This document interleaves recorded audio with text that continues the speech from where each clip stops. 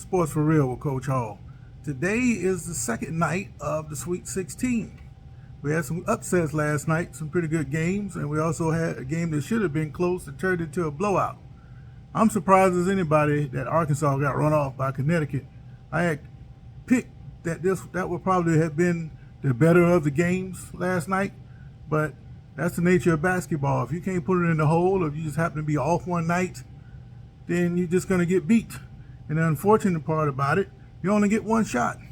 You only get one shot in life, so I think it should just be the same way in any sport. You get one chance. But in the NBA, you can not show up for 3 nights and still come back and win the series. So does that mean you're the better team? Or does that mean that you needed more time to get your stuff together? Well, so much for Arkansas. But the big upset, probably Tennessee losing to Florida Atlantic.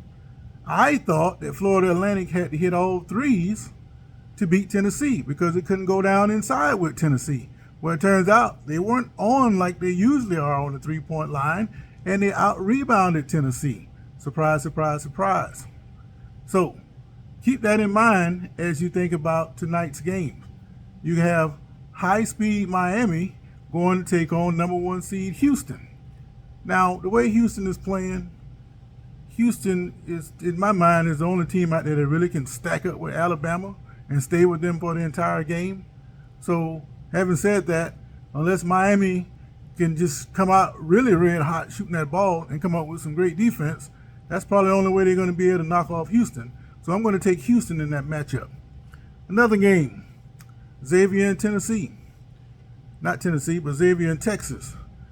Another even matchup, kind of like Arkansas and Connecticut last night. But I don't see this going the way the Arkansas game went.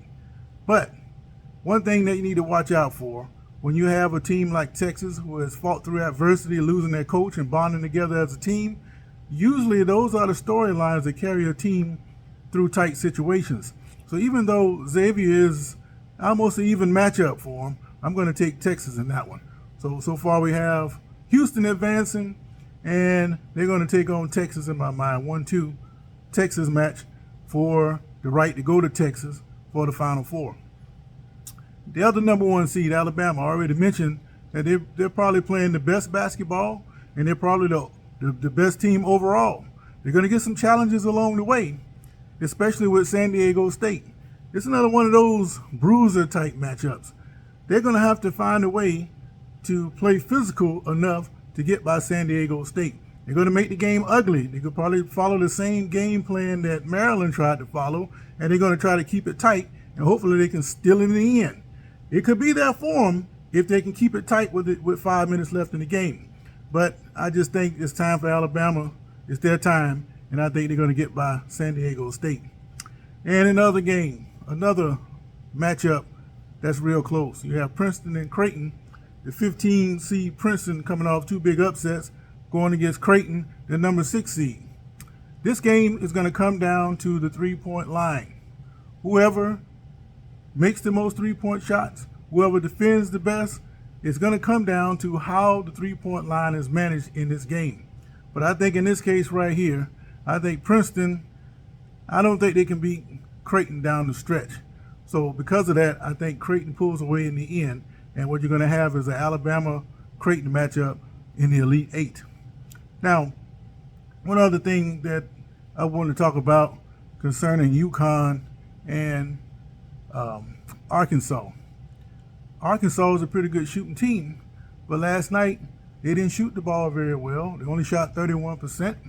They only shot 31% from the 3-point line, while on the other side, UConn, they shot 57% and 45% from the 3-point line, and they out-rebounded Arkansas.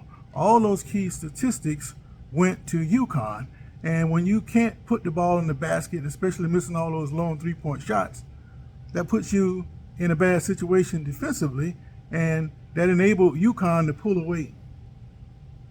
So keep that in mind as you watch tonight's games, especially the Miami and Houston game. If Miami is not hot, expect them to get run off by Houston. But it's going to be some tight games, but I don't see any blowouts, but the potential is there. It's going to all depend on how teams manage that 3-point line, especially the Princeton-Creighton game. So, Sports for Real, keep you updated. Be back again for the Elite Eight matchups tomorrow. Sports for Real.